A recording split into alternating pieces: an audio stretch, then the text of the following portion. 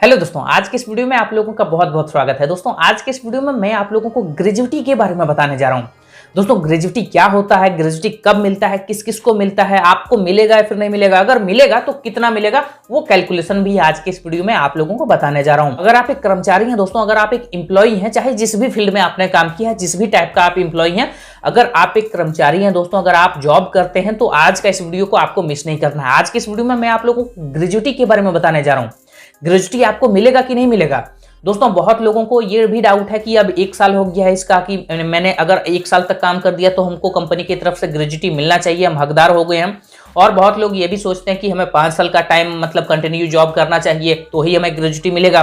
तो दोस्तों इससे रिलेटेड अगर आपके मन में कोई भी डाउट है तो आज के इस वीडियो के थ्रू वो आपका डाउट खत्म हो जाएगा और आप जो सही इंफॉर्मेशन आप यहां से सीख के जाएंगे दोस्तों, वो हमेशा आपका काम आएगा। और आप ये सीख जाएंगे कि ग्रेजुटी क्या होता है, ग्रेजुटी कैसे मिलता है, ग्रेजुटी एक्ट जो है वो किस किस पे लागू होता है, किस किस कंपनी पे लागू होता है, और अगर आपको ग्रेजुटी मिलेगा तो वो कितना मिलेगा, कितना अमाउंट आपको मिलेगा, वो कैलकुलेशन करने भी मैं आप लोगों को A to Z बताने वाला हूं। इसलिए वीडियो आप सभी इंप्लॉय लोगों के लिए बहुत ही खास होने वाला है। अगर आप एक इंप्लॉयर है दोस्तों, फिर भी आपको ये वीडियो जरूर देखना चाहिए, क्योंकि इंप्लॉय लोगों को कौन देता है ग्रेजुटी। अगर आप एक इंप्लॉयर हैं तो आपको भी देखना चाहिए कि आप अपने इंप्लॉयज को कैसे ग्रेजुटी देंगे और कितना अमाउंट आपको देना पड़ेगा, वो सब आपको इस वीडियो के थ्रू सीख लेना चाहिए और जान लेना चाहिए, ताकि आपको फ्यूचर में कभी प्रॉब्लम ना हो। अगर चैनल पे नए हैं दोस्तों तो चैनल को अभी के अभी सब्सक्राइब कर लीजिए और बेल आइकन को भी प्रेस कर दीजिएगा, ताकि आपको मेरे वीडियोज का नोटिफिकेशन टाइम टू टाइम मिलता रहे। दोस्तों बहुत मेहनत से आपके लिए हम वीडियो अपलोड करते हैं, ताकि आपका नॉलेज इंक्रीज हो सके और सही जानकारी आप तक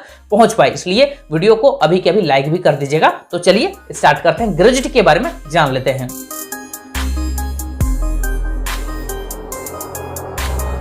बिना टाइम वेस्ट किए दोस्तों मैं आप लोगों को ग्रेजुटी के बारे में बताने जा रहा हूं। ग्रेजुटी क्या है, इसको सिंपल भाषा में अगर मैं आप लोगों को समझाऊं दोस्तों, तो ये आपके लिए एक गिफ्ट है कंपनी की तरफ से। आपका जो एम्प्लॉयर है उसके तरफ से आपको एक गिफ्ट दिया जाता है, और वो गिफ्ट ऐसा नहीं है कि मतलब आपको कुछ आपको पैक करके दे दिया जाएगा, ऐसा नहीं है। इसका नाम वहां पे रखा गया है ग्रेजुटी।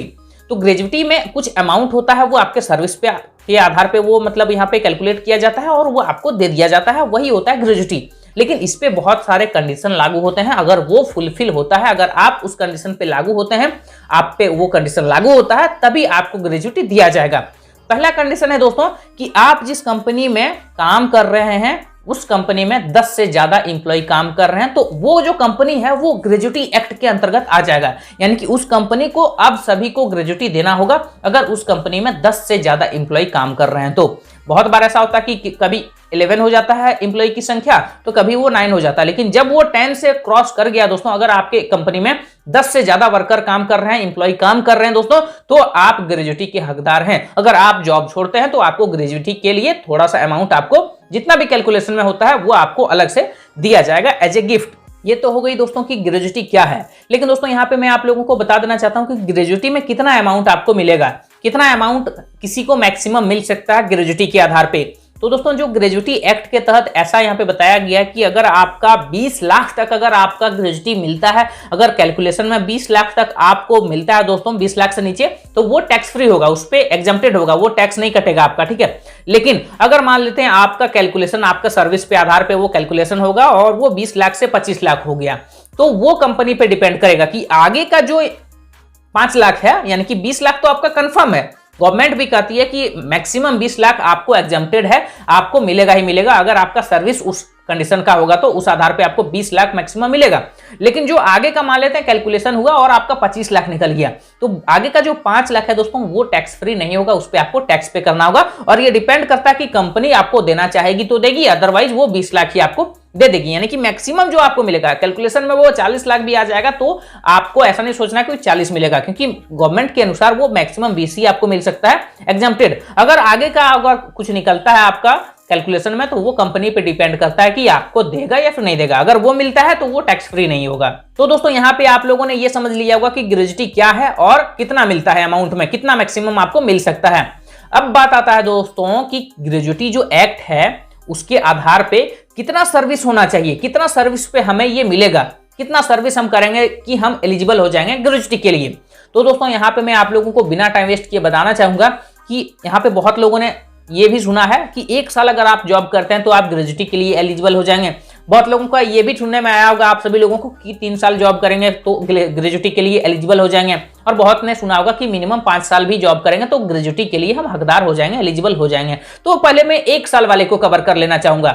1 साल अगर आपने सुना है दोस्तों, तो ग्रेजुटी एक्ट के तहत जो नया लेबर कोड आया है 2020 में, उसमें ये ऐसा बताया गया है कि बहुत बार ऐसा देखा गया था कि ग्रेजुटी ना देना पड़े कंपनी को, उसके लिए कंपनी क्या करती थी, कॉन्ट्रैक्ट बेसिस पे लोगों को हायर कर लेती थी, ताकि वो 1 साल 2 साल काम करेगा, वो 5 साल कंप्लीट नहीं होगा, उसको हटा दो, उसको ग्रेजुटी नहीं देना है। तो इसलिए गवर्नमेंट ने सारे एम्प्लॉइज के लिए एक ऐसा रूल बनाया है जिसमें कि अगर आप 1 साल भी जॉब करते हैं या फिर 2 साल भी जॉब करते हैं तो आपको ग्रेजुटी मिलेगा। लेकिन ये सिर्फ कॉन्ट्रैक्ट बेसिस पे जो वर्कर हैं उसी को मिलेगा, सबको नहीं मिलेगा। यानी कि ये भी लिमिटेड है, ये भी कुछ % लोगों को ही इसका फायदा मिलेगा।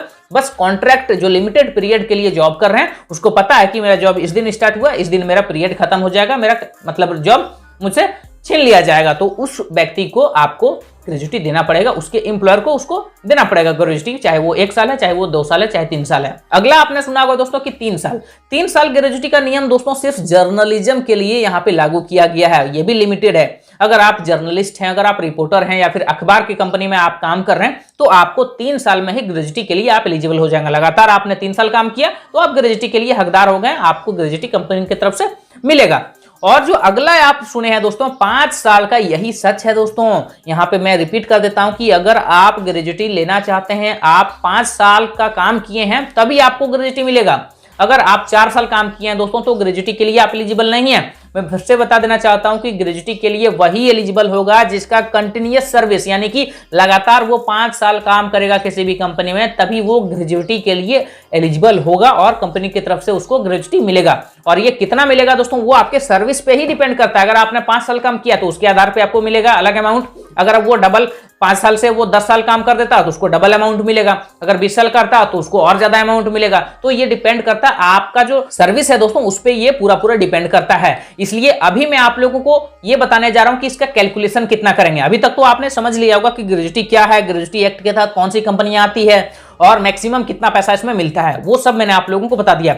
अब अभी मैं आप लोगों को अपने लैपटॉप स्क्रीन पे ले जाऊंगा और वहीं पे एक्सेल शीट में आपको प्रॉपर कैलकुलेशन करके बताऊंगा कि आप ये कैसे जान सकते हैं कि आप जब रिजाइन देंगे, आपका सर्विस इतना साल है, आपने 20 साल कहीं पे जॉब किया है, तो आपका ग्रेजुटी अमाउंट कितना होगा, कितना अमाउंट आपको मिलना चाहिए, वो आप कैलकुलेट कैसे करेंगे, वो सब मैं आप लोगों को अभी अपने कंप्यूटर स्क्रीन पे ले जाके दिखाने वाला हूं। तो चलिए मेरे कंप्यूटर स्क्रीन पे अभी दोस्तों मैंने आप लोगों को ले आया है अपने कंप्यूटर स्क्रीन पे, और ये है हमारा एक्सेल शीट।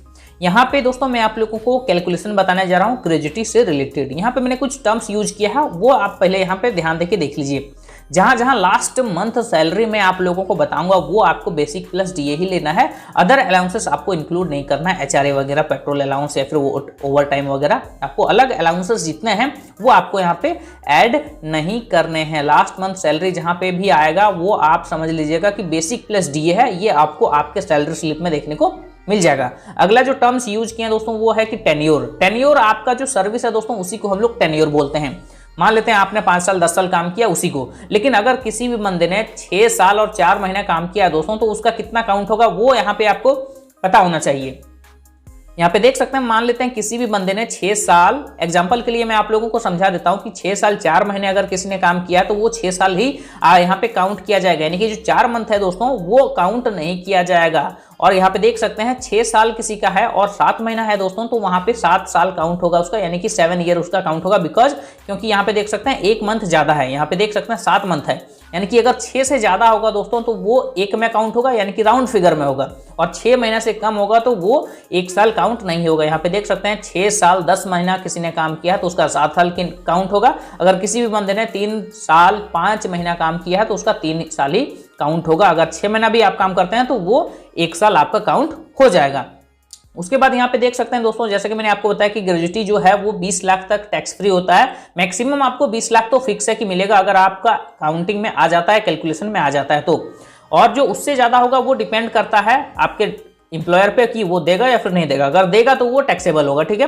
अब बात आता है दोस्तों की फॉर्मूला यहाँ पे देख सकते हैं दोस्तों, मैंने आप लोगों को लिए यहाँ पे बहुत ही ईजी वे में फॉर्मूला यहाँ पे लिखा है। आपको 15 यहाँ पे लिखना है दोस्तों, 15 को आपको मल्टीप्लाई कर देना है आपका लास्ट मंथ सैलरी से। और यहाँ पे आपको पता है कि लास्ट मंथ सैलरी क्या है, मैंने यहाँ पे आपको बताया कि बेसिक प्लस डीए ही आपको कैलकुलेट करना है लास्ट मंथ सैलरी में। तो सबसे पहले आपको यहाँ पे 15 इनटू लास्ट मंथ सैलरी कर देना है और उसको डिवाइड कर देना है 26 से। और 26 जो है दोस्तों ये 26 इसलिए होता है क्योंकि एक मंथ में मान लेते हैं जितने भी डेज हैं, मान लेते हैं 4 संडे अगर हम वहां से हटा देते हैं तो वो 26 ही बचता है, इसलिए हम यहाँ पे 26 से इसे डिवाइड कर देते हैं, यही रूल है। और जब आप 15 इंटू लास्ट मंथ सैलरी और उन दोनों को डिवाइड कर दीजिएगा जब 26 से, और उसको आपको टेन्योर से मल्टीप्लाई कर देना है। सब कुछ अभी बताने जा रहा हूं, आपको घबराना नहीं है। यहाँ पे जो कैलकुलेशन का रूल है यही है। अब मैं आप लोगों को दिखाने जा रहा हूं कि आप कैसे कैलकुलेट करेंगे, वो भी मैंने एक यहाँ पे टेबल बना के रखा है, वो भी आप यहाँ पे ध्यान देके देख सकते हैं। दोस्तों यहाँ पे मैंने आप लोगों को समझाने के लिए कुछ यहाँ पे टर्म्स लिखे हैं और एक दो एग्जाम्पल आप लोगों को सैलरी स्लिप का दे रहा हूं ताकि आप यहाँ से कैलकुलेट कर पाएं और अच्छे से रिलेट कर पाएं। यहाँ पे मैं आप लोगों को एग्जाम्पल के साथ बता देता हूँ। मान लेते हैं ये जो यहाँ पे देख सकते हैं 5-6 लोगों का मैंने यहाँ पे नाम दिया है और उसका जो बेसिक डीए कंपोनेंट वगैरह है सारा कुछ वो सब यहाँ पे मैंने दिया है। टोटल सैलरी कितना है और लास्ट मंथ सैलरी कितना है यहाँ पे देख सकते हैं। एक कोई भी बंदा है सुमन या फिर अंकित गौतम, मैंने एग्जाम्पल के लिए यहाँ पे लिखा है। बेसिक मान लेते हैं उसका 10,000 है और डीए उसका 2,000 है, ठीक है। तो आपको इधर कुछ नहीं देखना है, यहाँ पे जो आपको दिया गया है दोस्तों वो आपको नहीं देखना है, आपको बस बेसिक देखना है और डीए देखना है। तो आपको यहाँ पे देख सकते हैं लास्ट मंथ सैलरी जो है दोस्तों इसका 12,000 हो जाता है। और यहाँ पे आप देखते हैं टेन्योर कितना है, यानी कि सर्विस कितना है। तो मान लेते हैं इसका 11 साल और 9 महीना काम किया है, तो आपको टेन्योर में कितना लिखना है, 9 महीना है तो आपको यहाँ पे 1 साल ऐड कर देना है, यानी कि 11 साल और यहाँ पे 9 महीना है इसलिए यहाँ पे एक और साल यानी कि 12 साल यानी कि 12 ईयर। सेम यहाँ पे एक और एग्जांपल देख सकते हैं, बेसिक कितना है, यहाँ पे डीए इतना है और ये जो लास्ट मंथ सैलरी है दोस्तों वो इतना हो जाएगा और इसका भी सर्विस है 11 साल और 5 महीना। 5 महीना है यानी कि ये काउंट नहीं होगा, तो सिंपल आपको यहाँ पे 11 साल ही आपको टेन्योर लिख देना है, ठीक है। यहाँ पे दोस्तों आप लोगों को समझाने के लिए मैंने यहाँ पे एक्समैन का भी दे दिया है। इनका मान लेते हैं एग्जांपल के लिए यहाँ पे इनका जो बेसिक है वो 50,000 है और डीए इसका 30,000 है। एग्जांपल के लिए मैं समझा रहा हूँ आप लोगों को। यहाँ पे देख सकते हैं इसका बेसिक प्लस डीए 80,000 हो रहा है और इनका जो टेन्योर है सर्विस जो है उनका वो 49 ईयर का है, ठीक है। तो इनका कितना होगा वो समझाने के लिए मैंने आप लोगों को यहाँ पे लिखा है। दोस्तों यहाँ पे देख सकते हैं मैंने यहाँ पे ग्रेजुटी अमाउंट यहाँ पे जो है वो कॉलम दिया है और अगर आपका जो बेसिक प्लस है, बेसिक प्लस डीए आपको मिल जाएगा। आप जब यहाँ पे अपना सैलरी स्लिप चेक करेंगे तो वहाँ पे 2 कंपोनेंट आपको दिया जाएगा, बेसिक कितना है और आपका डीए कितना है। वो आपका लास्ट मंथ का जो रहेगा, जब आप रिटायर किए हैं जिस लास्ट मंथ का जो सैलरी है वो आपको यहाँ पे देखा जाता है, वही यहाँ पे लिया जाता है, ठीक है। आपका पिछला जितना भी सैलरी है वो मैटर नहीं करता, लास्ट मंथ में जितना सैलरी है उसके आधार पे ये कैलकुलेशन सारा होता है, तो वो आपके सैलरी स्लिप में मिल जाएगा। और उसके बाद आपको जब ये कंपोनेंट मिल जाएगा तो बस आपको फॉर्मूला में बिठा देना है, जैसे कि ये 15 into last month salary divided by 26 into tenure कर देना है। यहाँ पे भी सेम, यहाँ पे देख सकते हैं दोस्तों ग्रेजुटी अमाउंट में भी सेम यहाँ पे मैंने लगाया कि 15 इंटू H16 हमारा जो है बेसिक सैलरी है और प्लस डीए है और जो यहाँ पे डिवाइडेड बाय 26 है वो जो सेम यहाँ पे फॉर्मूला है और टेन्योर जो है हमारा L16 है। आप देख सकते हैं ये जो है दोस्तों हमारा टेन्योर है, तो ये कैलकुलेशन करके यहाँ पे आ जाएगा। लेकिन मान लेते हैं यहाँ पे देखिए एक्स मैन का जो यहाँ पे ग्रेजुटी अमाउंट आ रहा है दोस्तों, उसने बहुत ज्यादा यहाँ पे काम किया, उसका यहाँ पे 22 लाख समथिंग यहाँ पे आपको देखने को मिल रहा है। तो यहाँ पे जैसा कि मैंने बताया आपको, यहाँ ऊपर में जैसे कि मैंने बताया कि ग्रेजुटी जो है वो 20 लाख तक यहाँ पे आपको मिलता ही है, तो इनको 20 लाख तो मिलेगा, जो एक्स मैन है उनको 20 लाख तो मिलेगा दोस्तों। लेकिन जो ये 2 लाख एक्स्ट्रा है वो कंपनी पे डिपेंड करता है कि वो दिया जाएगा कि नहीं दिया जाएगा। अगर दिया जाएगा तो इस पे टैक्स लगेगा, ये टैक्सेबल होगा। तो यहाँ से आप बड़ी आसानी से कैलकुलेट कर सकते हैं। मैं स्क्रीन पे भी इसका फॉर्मूला लगा दूंगा, आप पेपर और पेन के साथ भी ये फॉर्मूला अपने सैलरी स्लिप को देखते हुए लगा सकते हैं और बड़ी आसानी से आप ये कैलकुलेट कर सकते हैं कि ग्रेजुटी अमाउंट जो हमारा बनेगा हमारे बेसिक प्लस डीए के अनुसार और लास्ट मंथ सैलरी जो हमने अपना विड्रॉ किया है उस पे आप कैसे ये कैलकुलेट करेंगे, सर्विस के आधार पे कैसे कैलकुलेट करेंगे, उसका मैंने पूरा आपको यहाँ पे समझा दिया है। अगर आपको अभी भी कोई भी प्रॉब्लम है दोस्तों ग्रेजुटी को कैलकुलेट करने में, तो आप मुझसे इंस्टाग्राम पे जुड़ सकते हैं, उसका भी आपको यहाँ पे आपको स्क्रीन पे देखने को मिल जाएगा, उसका यूजर नेम दिख जाएगा और लिंक आपको नीचे डिस्क्रिप्शन पे भी मिल जाएगा। आशा करते हैं आप लोगों ने ग्रेजुटी को कैलकुलेट करना बड़ी आसानी से सीख लिया होगा। तो दोस्तों अभी आप लोगों ने ये देख लिया होगा और समझ भी लिया होगा और आपने कैलकुलेट भी कर लिया होगा कि आपको ग्रेजुटी कितना अमाउंट मिलेगा। अभी जो मैंने आप लोगों को बताया है एक्सेल शीट में कि आप ग्रेजुटी कैसे कैलकुलेट करेंगे, वो सब मैं आप लोगों को पूरे डिटेल में बता चुका हूं। अगर इससे रिलेटेड अगर आपको कोई डाउट है दोस्तों तो आप इंस्टाग्राम पे मुझे कांटेक्ट कर सकते हैं और अपना सवाल मेरे से पूछ सकते हैं। उसका लिंक आपको नीचे डिस्क्रिप्शन पे मिल जाएगा, उसका यूजर नेम आपको यहाँ पे भी लिखा हुआ आपको देखने को मिल जाएगा। दोस्तों अगर इस वीडियो के थ्रू आपका सारा डाउट क्लियर हो गया है, अगर आप इस वीडियो के थ्रू कुछ नया सीखें तो इस वीडियो को आपको लाइक करना है, बिना लाइक किए मत जाइएगा। और अगर आपको इस वीडियो को देखने के बाद ऐसा लगता है कि इस चैनल पे आपको सही जानकारी मिल रही है तो आपको चैनल सब्सक्राइब कर लेना है और बेल आइकन को भी प्रेस कर देना है, ताकि हमारे वीडियोज से आपका फायदा हमेशा होता रहे और आप ऐसे ही कुछ ना कुछ नया नया सीखते रहें। चैनल सब्सक्राइब करके बेल आइकन को भी प्रेस कर दीजिएगा। दोस्तों आज के लिए इतना ही, मिलते हैं अगले वीडियो में। Thank you.